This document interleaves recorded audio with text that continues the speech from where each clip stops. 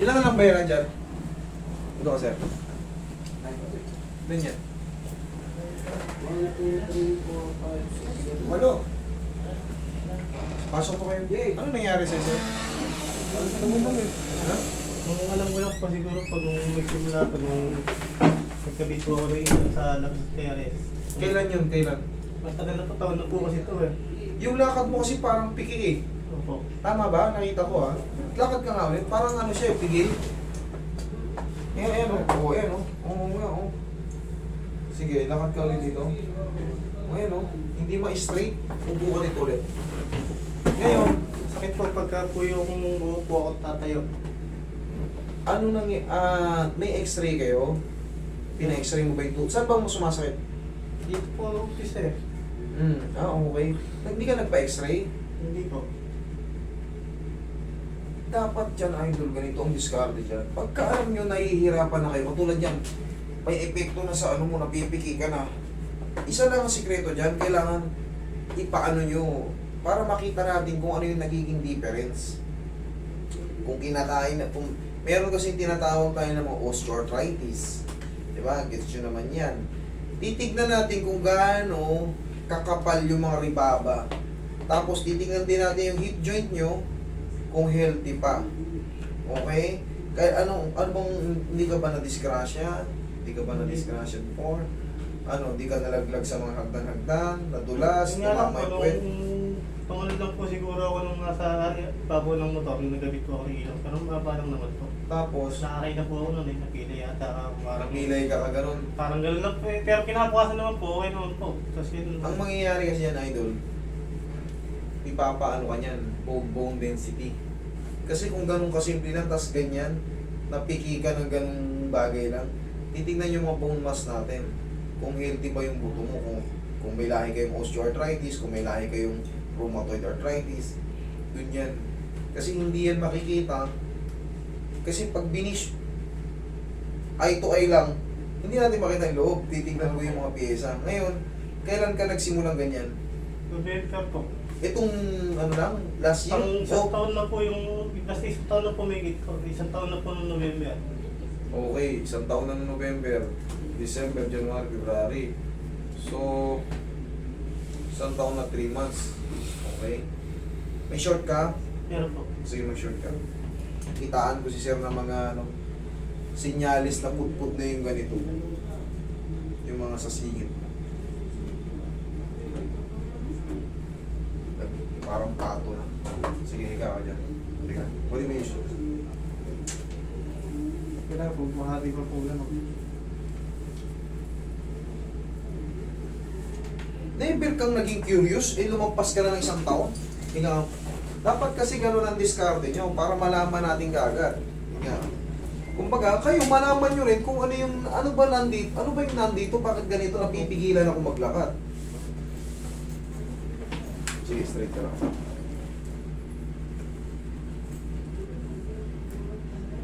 Pag ginanyan ko yung mga buto mo, nararamdaman mo yung may masakit-sakit siya. Wala po, wala.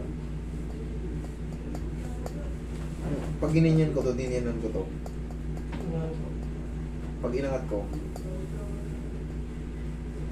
Ayan. Parang napupunta rito yung sakit, tapos dito. okay. Nagko-cross dyan, pag ganun. Napupunta. Okay, sige. Obserbahan natin kung hanggang saan yung ano.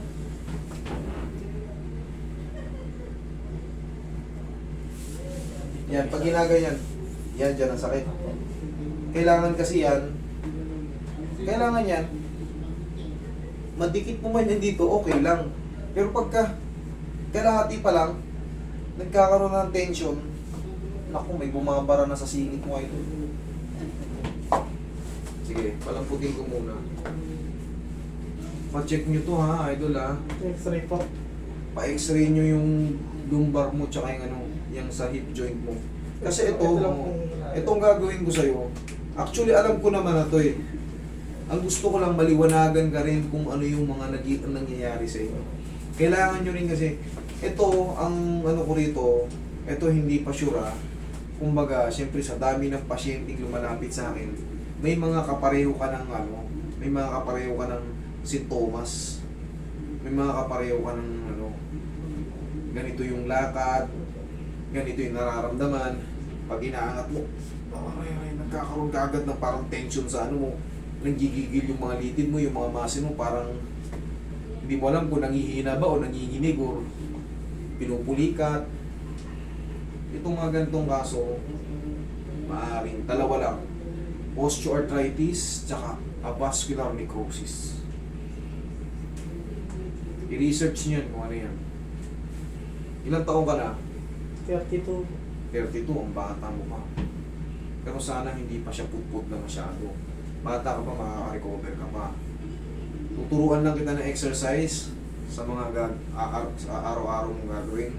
Tapos, siyempre, salubungin mo na kagad. Vitamin sa bones. Okay?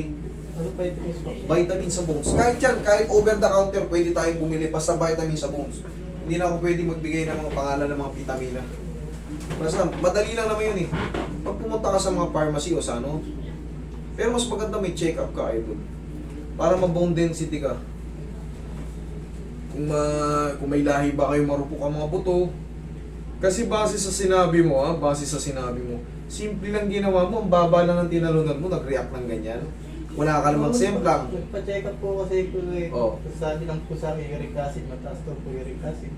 Okay, ayun pala, dapat pala. Sasabihin mo rin yan, kasi pag mataas ang uric acid mo, yung mga joint natin ang sisirain. Okay? Malaking bagay yun, malaking bagay yun. Kunyari, may uric acid kayo. Mataas yung uric acid mo. So, magko-control ka ngayon sa mga high protein. Huwag kang kumain ng mga red meat. Okay? Soft drinks, kape, tuna, yan mga bawal dyan. Baboy, baka.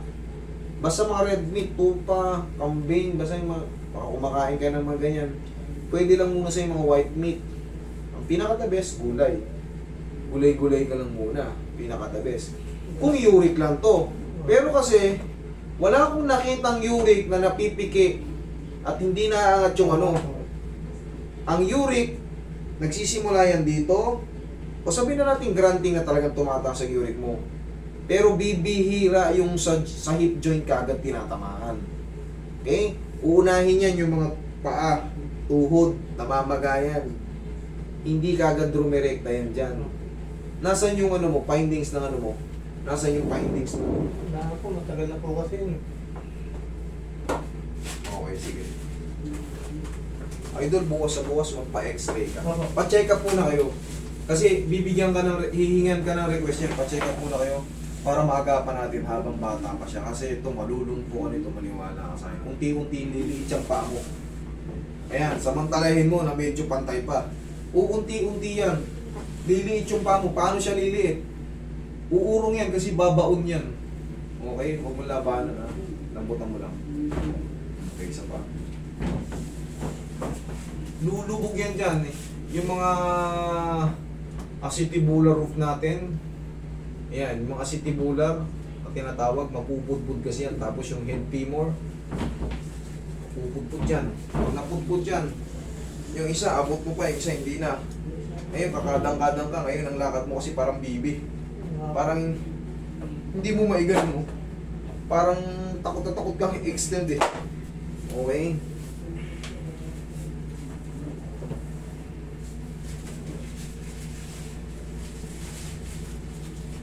Sige, ipitin mo ako. Ipitin mo. Sige, lakad mo. Ipitin mo. Sige, ipitin mo ako. Ah, yeah, thank you. Sakit. Ah. Ito.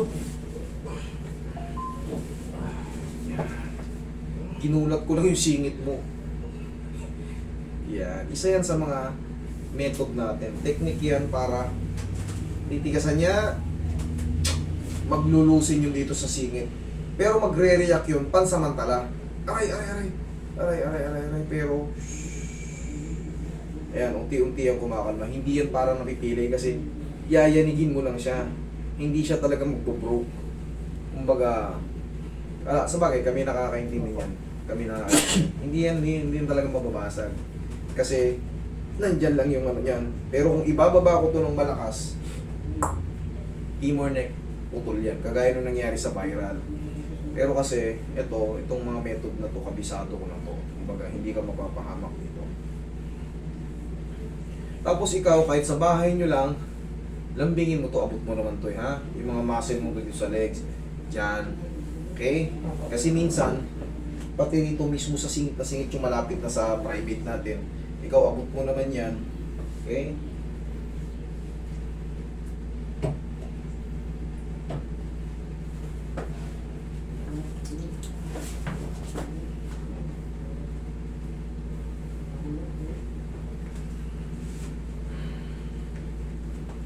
Kumalma naman. Oo. Kadulat lang kita. May ganun talaga yun, promise. Nakikita nyo naman ginagawa ko yan sa mga iba kong method. Sa mga ABN case, ginagawa ko yan. O, tangilid kayo nun. Umalik mo muna yung glass mo. Baka mabasag, makalimutan.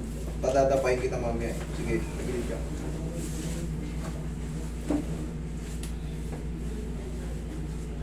Mamaya maluwag na yung pakaramdam mo. Relax na. Yung labanan na.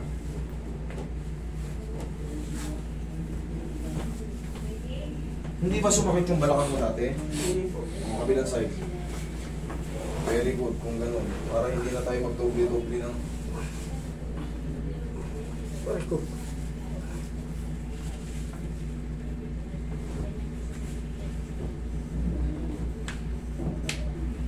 Baba.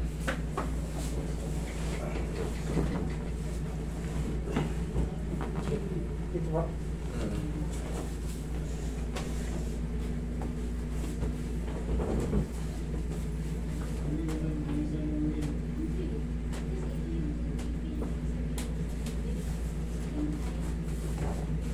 Okay, laglag mo na.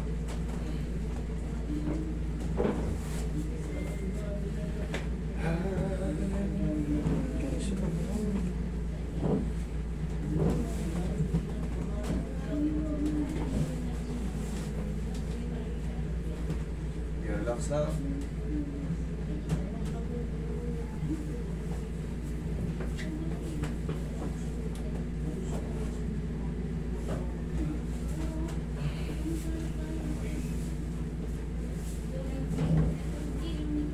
Tapos yung tuturo ko sa yung exercise day by day, gawin mo yun, ha? Ako. Iyaan mo lang muna mga awit ng konti. Ang mahalaga dyan, may taas mo kasi para na siyang ano, may nakabarang rito. May pantikit sa singit.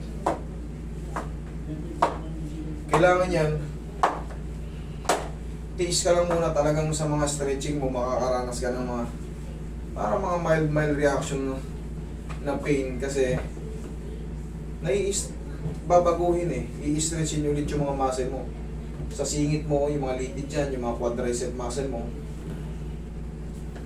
Bubuhayin natin. Hayaan mo munang tiis-tiis lang. Pero kailangan mo yan kasi pagka tumagal ka pa, hindi mo na yan maihahakbang. Ako. Paralisado ka na, gaganyan-ganyan. Ngayon kasi nakakaganon ka pa eh. Kaso hindi yan normal. Ang normal natin, kahit mag-chat-chat-chat ka dyan, okay lang. Pero pag ikaw, wala pang tugtog, nag-chat-chat ka na maiksi, hindi po pwede. Kailangan may tugtog. Natawa si Madam eh. Kaya.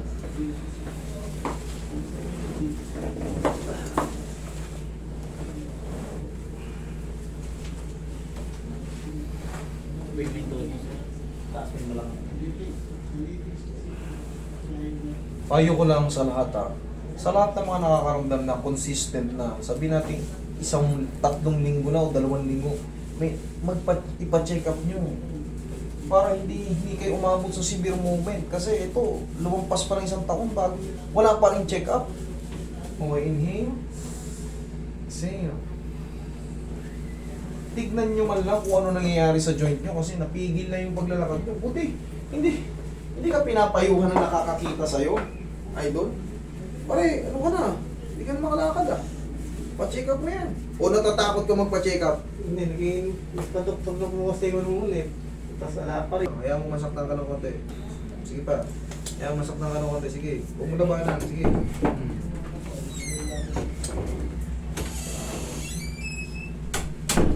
Sa dugo, hindi hindi pang joint ang dugo eh. Hindi nga pwede lang po yung ano sa akin. Sige, lambutan mo lang. Sige, hayaan mo lang. Hayaan mo lang. Sige. Sige, laglag mo lang. Sige.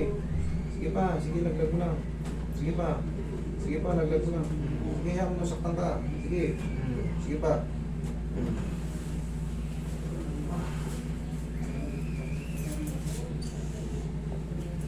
Lambutan mo lang yung ano mo, hayaan mo lang. Isa pa.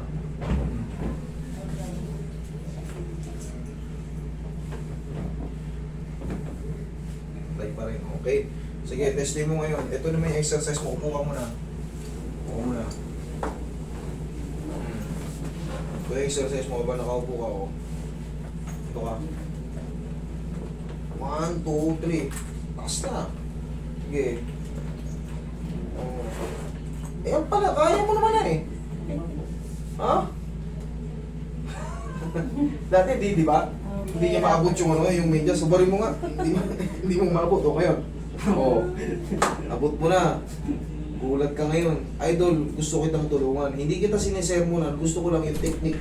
Yung sinasabi ko sa'yo, magawa mo. Kasi bata ka pa. Ang hirap ng ganyang edad mo, lumpo ka na. Eh, paano lang pag nag-senior citizen tayo? Paano na lang yun, di ba? Ngayon pa lang 30. Wala ka pa sa 1/4 ng buhay eh. Ayun, nasa 1/4 pa lang tayo ng buhay eh. Kung ngayon pa lang 30, hindi mo maabot yung paa mo. O ngayon, gulat ka. Okay? Nakahirap ako maggupit ng kuko. O ngayon, kahit gupitin mo yung pinakatalampakan mo. Pero nabot ko. Okay, sige, lakad ka. Okay, lakad. Ayan, bumibilis-bilis ka na. Sige, lakad dito. Tipa. Kunti pa. O, ayan, bumibilis ka na. Kita mo? O, may changes na. Ang gusto ko lang gumaling ka, idol. Huwag mong ituring na sinersermonan kita. O, kapit ka rito. O, kunyari, o, ayan, tuhod. Sige, lakasan mo. Yan, kabila. Yan, o, habang tumataas yan, para ka na rin. Pag naitataas mo na yun, makakala. Eh, lakad mo kasi para ka nagtsatsatsang mahina eh. Okay? Yan ang, hayaan mo lang muna mga awit yan. Bumili ka ng pau, pag nangawit, upo ka. Hapusin mo yung pagmamahal yung sarili mo. Okay? Pero papa-x-ray ko ako, tapos The best. babalik po ulit ako dito. Oo, balik ka rito after 2 weeks. Sige po. Bigyan kita ng 2 weeks. Para explain ko pa sa'yo kung ano nangyayari sa'yo. Okay? Alam ko naman yan, pero gusto kong malaman mo talaga, gano'n ba paano nangyayari sa akin, kailangan ko palang agapan to. Hindi kasi pwedeng hindi mo yung pakialaman, hindi mo pwedeng baliwalain yan. Pagdating ng panahon, sisisihin mo yung sarili mo, tama pala yung sinabi ni Master. Ngayon, 50 na ako. Ang aga, naka-wheelchair na ako. Diba? Huwag nating hantayin yun. Kaya natin makarecover. Gusto ko lang malaman mo na may tutulong para sa iyo. Okay? Kita mo, nagbago, di ba? Oo, sige. Thank you. X-ray po.